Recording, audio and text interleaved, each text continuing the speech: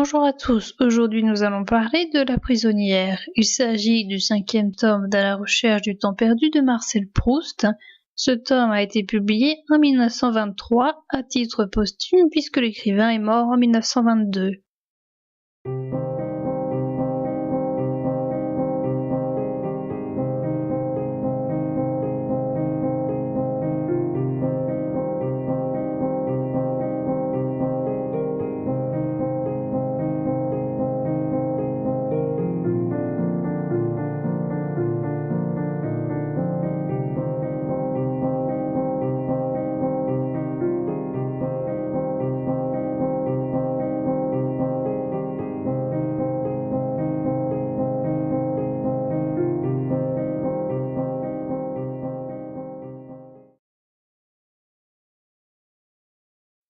Marcel a effectivement ramené Albertine chez lui à Paris. Il ne s'est pas marié avec elle, mais ils mènent une vie commune. Les parents du narrateur sont absents durant quelques mois, mais la mère confie par lettre sa désapprobation quant au fait que son fils cohabite avec une jeune femme dans sa maison. Bien qu'il soit parti de Balbec pour tenter de diminuer sa jalousie, la jalousie de Marcel est encore présente et est même encore plus élevée qu'auparavant. Quand la jeune femme sort, il compte sur André le chauffeur pour lui rapporter tout ce que sa concubine fait. Le téléphone lui permet de vérifier encore plus les actes d'Albertine. Dès que un de ses pions ne surveille pas un instant Albertine, cela amène de l'angoisse et Marcel imagine qu'est-ce qui a pu se passer durant ce laps de temps. La plupart du temps, il la cloître chez lui. Il l'empêche même de voir ses invités quand ils sont chez lui. Beaucoup de personnes ne savent pas qu'il cache une jeune femme chez lui. Même Saint-Loup ne sera pas au courant. Marcel reste la plupart du temps cloîtré chez lui. Il ne se lève que tard et il attend que Françoise vienne lui apporter le journal Le Figaro, dans lequel il attend qu'un de ses articles soit publié, ainsi que ses courriers qu'il lit dans son lit. Albertine est obligée d'attendre que Marcel se réveille pour aller le voir. Comme Saint-Loup, Marcel croit tenir sa femme en lui offrant des cadeaux. Ainsi, il lui offre des toilettes luxueuses dont il demande souvent conseil à la duchesse de Guermantes. Il lui fait miroiter l'achat d'un yacht. Sa mère s'indigne des grosses dépenses que fait son fils pour la jeune femme. Cependant, Marcel n'en a pas de remords. Il se justifie en disant qu'Albertine, étant pauvre, ne peut pas s'acheter ce qu'il lui offre. Il est tellement torturé par la jalousie qu'il n'arrive pas à écrire, bien qu'Albertine le pousse dans ce sens. On apprend que Morel s'est fiancé avec la nièce de Jupien. Il n'y a pas d'amour de sa part, il le fait uniquement dans le but de se faire entretenir par elle et de la prostituer. Il compte bien rester avec monsieur de Charlus. Ayant tout perdu au jeu, Morel demande de l'argent à Bloch. Il ne lui rendra que 1000 francs sur les 5000. Un jour, Marcel ramène des seringas. Il croise André et lui dit qu'Albertine n'aime pas les odeurs fortes. Pour rentrer chez lui, Marcel doit sonner. Albertine le fait entrer. Il ne saura la vérité que plus tard. À un moment, se réveillant tandis que Marcel observe, Albertine prononce le prénom André. Bloch envoie à Marcel la photo d'Esther, qui est la cousine de Bloch, et il la fait parvenir à Aimé dans le but qu'il la reconnaisse s'il arrivait à la croiser. Marcel se méfie d'Esther car il sait qu'elle est homosexuelle. Sa méfiance s'étend sur toutes les femmes, mais surtout sur Esther, sur mademoiselle Vinteuil et sur mademoiselle Léa. Albertine dit au narrateur vouloir aller chez les Verdurin, ce qui ne plaît pas à Marcel, car il sait que mademoiselle Vinteuil et sa compagne fréquentent le cercle Verdurin. Il dit qu'il va venir avec elle chez les Verdurin, ce qui fera changer d'avis Albertine. Elle ne veut plus y aller. Marcel décide de l'envoyer au Trocadéro où il pense qu'elle ne rencontrera pas les femmes dont il pense. Le lendemain, dans le journal, il apprend que mademoiselle Léa va faire une représentation au Trocadéro. Il envoie Françoise là-bas pour donner à Albertine un mot disant de le rejoindre immédiatement. Il sent qu'Albertine lui manque car elle se contredit souvent.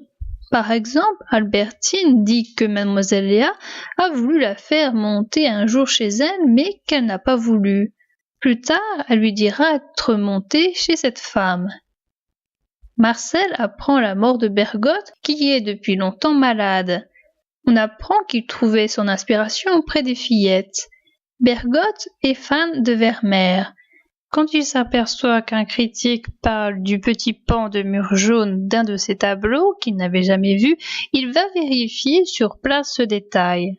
Face à ce tableau, il remarque pour la première fois ce détail, ainsi que d'autres détails. Il relie ce manque de précision à son manque dans sa propre littérature.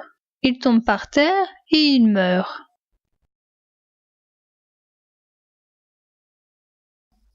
Marcel va chez les Verdurin tout en disant à Albertine qu'il va ailleurs. En sortant de chez lui, il voit Morel qui pleure car il a insulté la nièce de Jupien.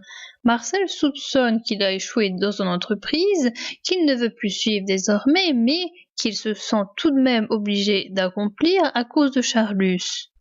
Durant le trajet pour aller chez les Verdurin, Marcel pense à Swann qui est maintenant décédé. Il appréciait beaucoup cet homme. Il nous dit ne pas avoir vu sa fille après l'envoi de sa lettre qu'il avait promise à M. Swann. En chemin, il rencontre Brichot et Charlus. Charlus fait comme s'il ne voyait pas souvent Morel alors qu'il le voit très souvent. M. de Charlus a vu la lettre de mademoiselle Léa à Morel. Sachant Morel bisexuel, M. de Charlus devient jaloux des hommes et des femmes. Il le fait surveiller par un policier. M. de Charlus s'est occupé de la liste des invités de madame Verdurin. Cette dernière l'a laissé faire avec l'espoir d'élargir son cercle à des gens très cotés. La princesse Sherbatov vient de mourir et Marcel se rend compte que face à cette nouvelle, madame Verdurin n'est pas triste. Il apprend de madame Verdurin que mademoiselle Vinteuil et sa compagne ne vont pas venir aujourd'hui à la réception car elles sont restées à la campagne. Morel et d'autres musiciens sont invités à la réception. Ils jouent du Vinteuil. Marcel entend pour la première fois d'autres morceaux de ce compositeur qui ne se cantonne pas qu'à la petite phrase. Les invités font comme si Charlus était le chef de la réception. Ils négligent madame Verdurin chez qui ils sont pourtant. En voulant la saluer, certains se trompent même de personne. Certains invités veulent inviter Morel chez eux afin qu'il leur joue de la musique. Madame Verdurin, détrônée de sa place, et en plus jalouse car elle imagine que le musicien va être entraîné hors de son cercle grâce au baron et grâce à ses nouvelles connaissances. Elle veut lui demander de choisir entre elle et le baron. Madame Verdurin envoie Brichot mettre de côté Charlus afin que son mari et elle-même puissent parler tranquillement à Morel. Madame Verdurin dit au musicien qu'il passe pour ridicule auprès des autres lorsqu'il est accompagné de Charlus, qu'avec ce dernier il n'a aucun avenir artistique et que sans lui il pourrait gagner beaucoup d'argent. Elle accumule ainsi devant Morel des informations complètement fausses. Le pire pour Morel est d'apprendre que Charlus a révélé aux autres sa vraie condition sociale et celle d'où il sort. Quand Morel revoit M. de Charlus, il se met en colère contre lui. M. de Charlus ne comprend pas pourquoi son ami est devenu comme ça. Il ne soupçonne pas les Verdurin d'être dans le coup. M. de Charlus, contrairement à son habitude, ne se défend pas. Marcel le soupçonne d'être malade à cause de son attitude et aussi à cause de son maquillage qui masquerait sa faiblesse.